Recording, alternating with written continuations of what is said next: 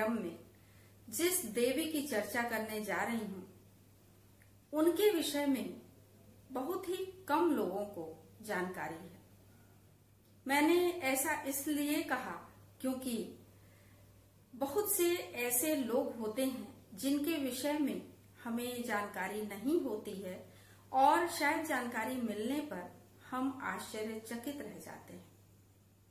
तो ऐसा ही एक पात्र, ऐसी ही एक देवी है रामायण काल की देवी शांता, जो महाराज दशरथ और महारानी कौशल्या की पुत्री थी, यानी कि राम की बड़ी बहन।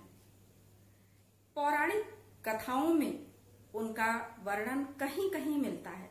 तुलसीदास जी ने अपने रामचरितमानस में उनकी कोई चर्चा नहीं की है, लेकिन वाल्मीकि रामायण में उनकी चर्चा है। ऐसा माना जाता है कि वाल्मीकि जी राम के समकालीन थे, इसलिए वाल्मीकि रामायण में देवी शांता की चर्चा महाराज दशरथ और महारानी कौशल्या की पुत्री के रूप में की गई है। तो इस तरह की जो चर्चा मिलती है, उसके अनुसार महाराज दशरथ और महारानी कौशल्या की बड़ी पुत्री शांता थी। एक बार अंग देश के राजा रोमपद एवं उनकी पत्नी वर्षिणी, जो माता कौशल्या की बहन थी, अयोध्या आए हुए थे और वहां पर उन लोगों ने जब शांता को देखा तो जो वर्षिणी यानी कि महारानी कौशल्या की जो बहन थी, उन्होंने इच्छा जाहिर की कि उनकी भी अपनी पुत्री शांता की ही भांति होती तो बहुत उत्तम होता, क्योंकि उनके कोई संतान नहीं थी। बातों ही बातों में महाराज दशरथ ने शांता को उन्हें देने की बात कह दी और रघुकुल रीति सदा चली आई, प्राण जाय पर वचन न जाय। इस वजह से महाराज दशरथ ने शांता को उन्हें दे दिया।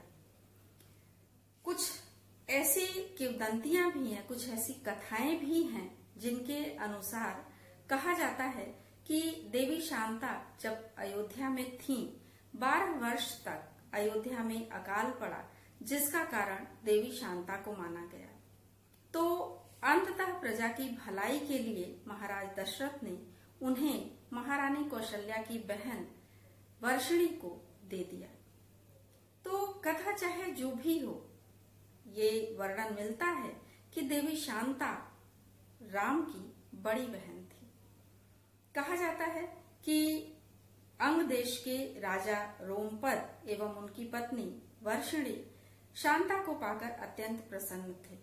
एक बार ऐसा हुआ कि महाराज रोमपद अपनी पुत्री से बातचीत में इतने तल्लीन थे कि उनके द्वार पर एक ब्राह्मण याचक आया।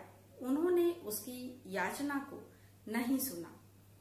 ऐसी दशा में इंद्रदेव अत्यंत क्रुद्ध हुए। उन्होंने वरुण देव को आज्ञा दी कि अंग राज्य में वर्षा न की जाए।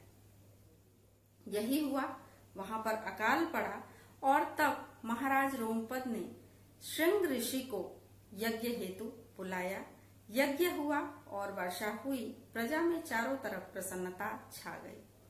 तो महाराज रोमपद ने ऋषि श्रृंग से अपनी पुत्री का विवाह कर दिया। ऋषि श्रृंग ऋषि विभंडक और देवी उर्वशी के, या कहें कि अप्सरा उर्वशी की संतान कहे जाते हैं। तो महाराज दशरथ ने भी पुत्रेष्टि यज्ञ की कामना से उनको अयोध्या बुलवाया था। उन्होंने पुत्रेष्टि यज्ञ कराया था और जिसके फलस्वरूप चारों राजकुमारों अर्थात राम, लक्ष्मण, भरत और शत्रुघ्न का जन्म हुआ था। कहा जाता है कि श्रृंगी ऋषि अपनी पत्नी शांता के साथ श्रृंगेरी में रहते थे, जहां पर उनका जन्म हुआ था। कर्नाटक के समीप उनके मंदिर हैं और हिमाचल में कुल्लू शहर में भी इनके मंदिर हैं। छत्तीसगढ़ में भी इनकी पूजा अर्चना होती है। इनका बहुत महत्व है वहां पर। तो जब महाराज दशरथ ने श्रृंगी ऋषि को पुत्रेष्टि यज्ञ हेतु बुलाया था, तो उन्होंने आने से मना कर दिया था, क्योंकि वो अपनी पत्नी शांता के साथ ही आना चाहते थे। तब महाराज दशरथ ने उन दोनों लोगों को बड़े सम्मान के साथ बुलाया था। ऐसा भी वर्णन मिलता है कि जब देवी शांता पति श्रृंग ऋषि के साथ अयोध्या आई, उस समय चारों तरफ पुष्प वर्षा होने लगी और प्रजा में प्रसन्नता छा गई। महाराज दशरथ और महारानी कौशल्या पहले तो उन्हें पहचान भी नहीं पाए, आगे बढ़कर उनका बहुत आदर सम्मान किया और बाद में जब उन्हें पता चला तो उसके पश्चात उन लोगों ने काफी धन धान्य दे करके उनको विदा किया, क्योंकि ऋषि श्रृंग ने जो पुत्रेष्टि यज्ञ कराया था उसके फलस्वरूप उनके यज्ञ के जितने भी पुण्य थे वो धीरे धीरे नष्ट हो गए थे। वो बहुत पुण्यात्मा ऋषि थे, तो जहां भी जाते थे वहां चारों तरफ प्रसन्नता का वातावरण छा जाता था, चारों तरफ प्रजा धन धान्य से परिपूर्ण हो जाती थी। लेकिन पुत्रेष्टि यज्ञ कराने के कारण उनके अपने पुण्य नष्ट हो गए थे। पुनः वो पर्वत की तरफ, हिमालय की तरफ चले गए थे तपस्या हेतु और धन धान्य से भर करके महाराज दशरथ ने उनकी पत्नी और बच्चों को वापस भेजा था। तो इस तरह से देवी शांता की चर्चा बहुत कम लोगों से सुनी जाती है और बहुत कम लोग उनके विषय में जानते हैं। तो ऐसी थी देवी शांता। कहा जाता है कि भगवान राम जब वनगमन हेतु जा रहे थे उस समय वो उनके आश्रम से कुछ दूर से ही निकल गए थे।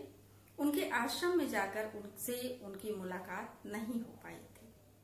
तो एक भाई जो कि वनगमन हेतु जा रहा था, अपनी बहन से उनकी मुलाकात नहीं हो पाई थी।